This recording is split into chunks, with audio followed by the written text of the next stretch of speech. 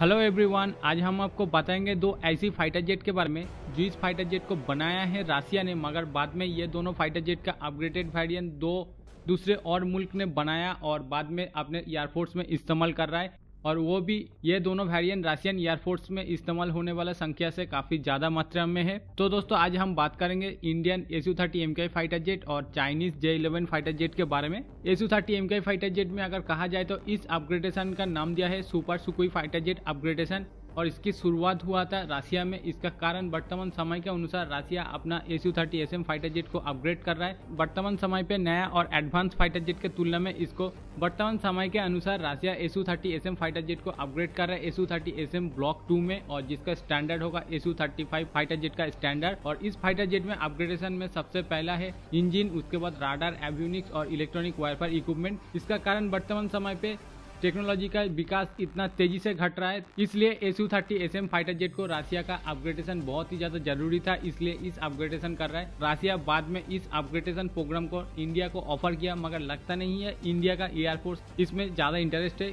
इसका कारण है इंडिया अपना SU-30 फाइटर जेट को अपग्रेडेशन करना चाहता है, मगर यह खुद का बनाया हुआ राडार, एवियोनिक्स और इलेक्ट्रॉनिक वारफेयर इक्विपमेंट को इस्तेमाल करना चाह रहा है। सिर्फ AL-41 इंजन को रसिया से इंपोर्ट करेगा और बाकी सब अपना ही बनाया हुआ सब avionics, radar, electronic warfare equipment SU-30 MKI fighter jet में इस्तेमाल किया जाएगा। और यहाँ पे सबसे बड़ी बात, यहाँ पे जो इलेक्ट्रॉनिक वारफेयर और राडार, एवियोनिक्स इस्तेमाल किया जाएगा वो राडार इंडिया का फ्यूचर में इंडिया का AMCA 5th generation fighter jet में इस्तेमाल होगा। तो गाइस यहाँ पे इंडिया का अपग्रेडेशन काफी ज्यादा शक्तिशाली और काफी ज्यादा एडवांस होने वाला है।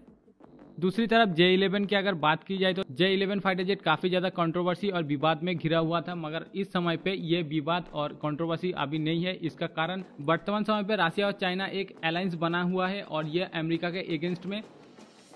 इसके अलावा भारत ने जब राफेल फाइटर जेट का डील कंप्लीट किया था उस समय पे रशियन फॉरेन मिनिस्टर चाइना का सपोर्ट करते हुए ये कहा था भारत का राफेल फाइटर जेट चाइना का J-11 फाइटर जेट के सामने हार जाएगा। इस तरह का रशियन फॉरेन मिनिस्टर का सपोर्ट करना चाइना को, और ये काफी ज्यादा इफेक्टिव हो सकता है। इसका कारण चाइना के पास जो कंट्रोवर्सी था SU-27 फाइटर जेट के टेक्नोलॉजी के मामले में, ये डेफिनेटली चाइना के पास अब मौजूद है। दूसरी तरफ चाइना का बनाया हुआ J-10, J-20 और J-31 फाइटर जेट का एक्सपीरियंस और electronic warfare equipment China J-11D fighter jet में इस्तेमाल करने जा रहा है, ये काफी ज्यादा इफेक्टिव होगा। तो गाइस अब हम देखेंगे ये दोनों फाइटर जेट के कंपैरिजन। चलिए देर न करते हुए शुरू करते हैं।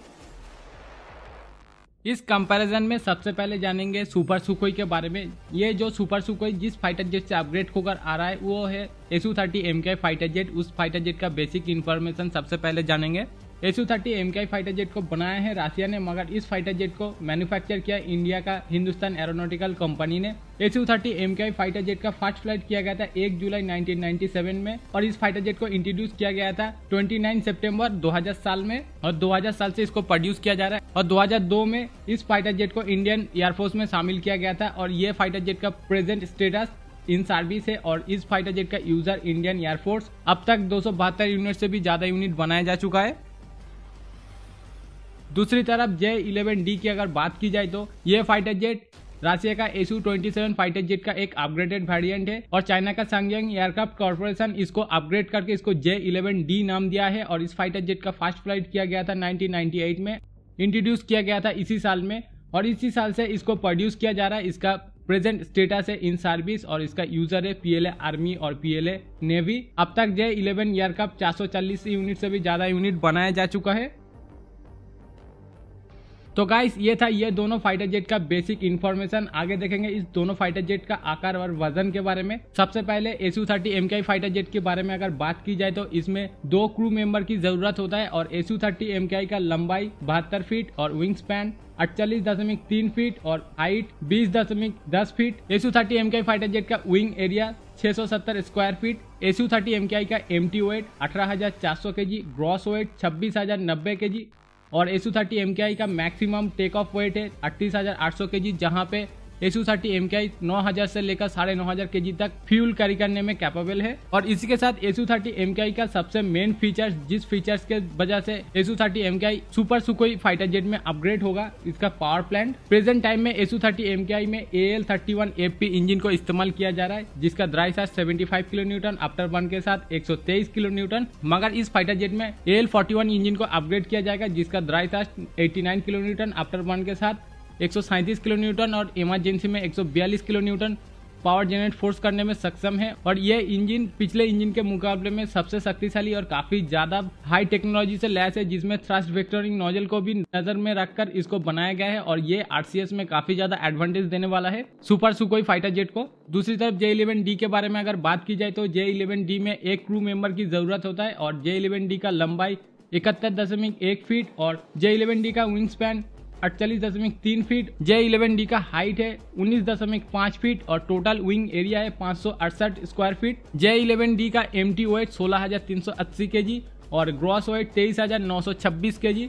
मैक्सिमम J-11D टेक ऑफ कर सकता है 33,000 kg और इसी के साथ J-11D 9,400 kg फ्यूल कैरी करने में कैपेबल है। और पावर प्लांट में अगर बात की जाए तो वर्तमान समय पे AL-31F इंजन इस्तेमाल किया जा रहा है, जिसका dry charge 75 kilo Newton, after burn के साथ 123 किलो न्यूटन। मगर इसमें J-11D वेरिएंट में चाइना का खुद का बनाया हुआ होममेड एयरक्राफ्ट इंजन इस्तेमाल किया जाएगा, WS-10 इंजन।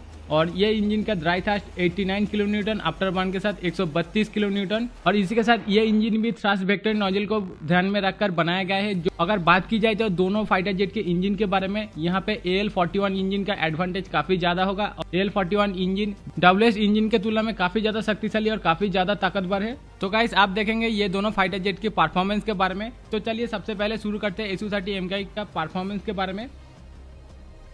Su-30 MKI का मैक्सिमम स्पीड 2 मैक और इसका cruise speed 1380 kilometre per our.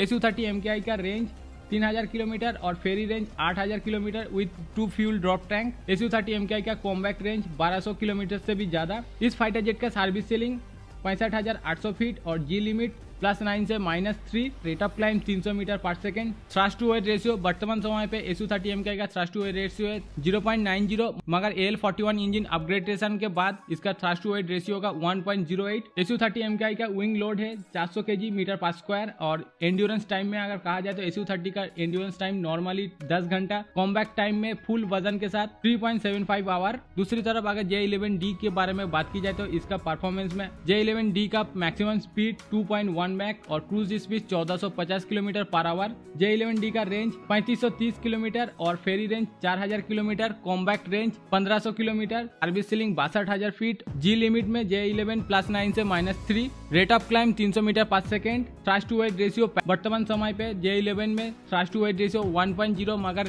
WS engine upgradation के बाद 1.08 थ्रस्ट टू वेट रेशियो होगा। विंग लोड 371 kg मीटर पर स्क्वायर। और एंड्योरेंस की अगर बात की जाए तो Su-27 फाइटर जेट के अनुसार इसका एंड्योरेंस टाइम एक्सपेक्ट किया जाता है नॉर्मली 9 घंटा और कॉम्बैक्ट टाइम में फुल वजन के साथ 3.5 घंटा। तो गाइस आप देखेंगे ये दोनों फाइटर जेट के वेपन्स और एवियोनिक्स के बारे में। अब तक जो अब ये कंपैरिजन दिख रहे थे, ये दोनों फाइटर जेट काफी हद तक सिमिलर है इस कंपैरिजन में। मगर आगे जो ये दोनों कंपैरिजन किया जाएगा, इस कंपैरिजन में आप देखोगे ये दोनों फाइटर जेट एक दूसरे के मुकाबले में कितना अलग है और कितना शक्तिशाली है एक दूसरे के मुकाबले में। सबसे पहले इंडिया का सुखोई फाइटर जेट के बारे में कहा जाए तो इसमें 12 हार्ड पॉइंट है और जिसको 14 हार्ड पॉइंट तक इंक्रीज किया जा सकता है और 8200 kg से ज्यादा पेलोड कैरी करने में कैपेबल है। और इसका वेपन्स पैकेज में अगर कहा जाए तो एक GSH 30 mm का ऑटो कैनन इस्तेमाल किया गया है, जिसमें 150 राउंड बुलेट लोड हो सकता है। एयर टू एयर मिसाइल में अगर कहा जाए तो इंडिया का Sukhoi fighter jet R-77 IDRB अस्त्रा mark 1, mark 2 और मार्क 3 R-27 में ER-ET RT मिसाइल फायर करने में कैपेबल है।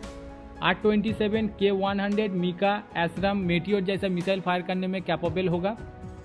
एयर टू सरफेस मिसाइल में KH-59 MK, KH-29 और निर्भय जैसे मिसाइल फायर करने में कैपेबल होगा। और एंटीशिप्स मिसाइल में अगर कहा जाए तो KH-59, KH-35, KH-31 और ब्राह्मोस क्रूज मिसाइल फायर करने में सक्षम होगा। एंटी रेडिएशन मिसाइल में रुद्रम 1 और KH-3P मिसाइल फायर करने में कैपेबल होगा। इसके अलावा कई तरह का गाइडेड और अनगाइडेड बॉम्ब और रॉकेट में S-8, S-13 मिसाइल फायर करने में कैपेबल होगा भारत का सुखोई फाइटर जेट।